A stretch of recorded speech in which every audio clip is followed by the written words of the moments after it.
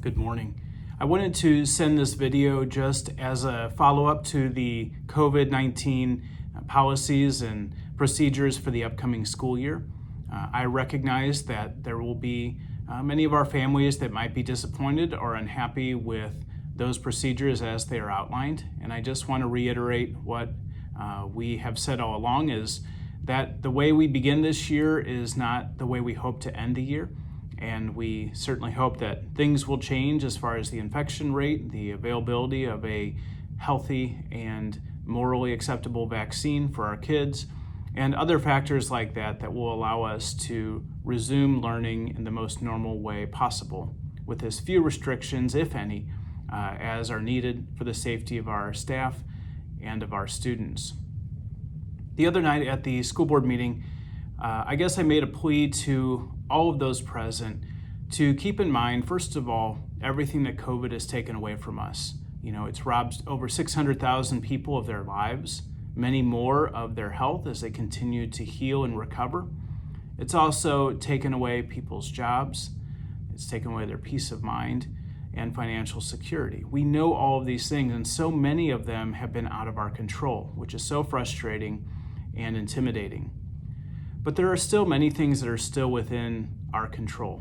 And one of them is the willingness to work together despite our different opinions, viewpoints, and perspectives, willing to work together to make this school year a success and to maintain our sense of community that's willing to collaborate and compromise for the greater good.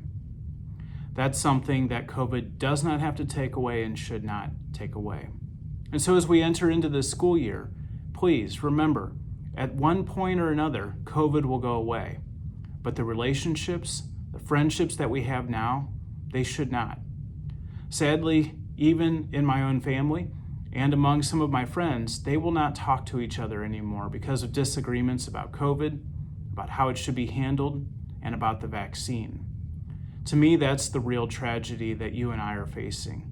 The fact that friends will no longer talk to each other because of these disagreements. The fact that families are splintered because of disagreements about this disease. I would like to really beg you, please, to rise above that, to respect one another. This policy is not about crowning a winner or a loser. It's not saying one person's right and the other person's wrong, or the person that wears a mask loves people more than the person who doesn't want to wear a mask. It has nothing to do with any of that. These policies have one goal in mind, and that is to keep our kids and faculty safe, to keep our kids in-person learning as much as possible in the most, I would say, efficient way possible, with fewer quarantines and disruptions to schedules and families and to student learning. That's the only goal we have right now, not politics or anything like that. And so please, in the coming days, try your best to stay positive. Even if you're disappointed by these policies, even if you feel like it's a big win for your viewpoint, it's not about any one of us.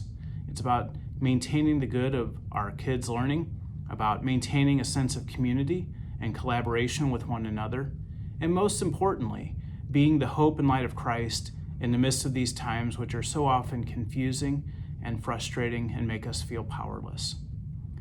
One of the most inspiring things for me last year was when I saw the entire Incarnate Word school community coming together to make sure that we could learn in person. At that time, many schools did not even offer in-person learning, but were strictly virtual. And I saw so many people, teachers and parents and students and everyone, come together to make sure to work so that our kids could be in school and learn. And what a great year it was. This year can be even better.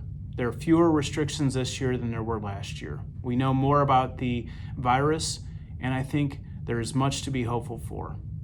So please join me in working together and setting aside our different opinions and desires for that one goal that we can all work for: the good of our kids, the good of Incarnate Word, and a healthy and holy and lots of learning to happen here in our school year ahead. Thank you so much.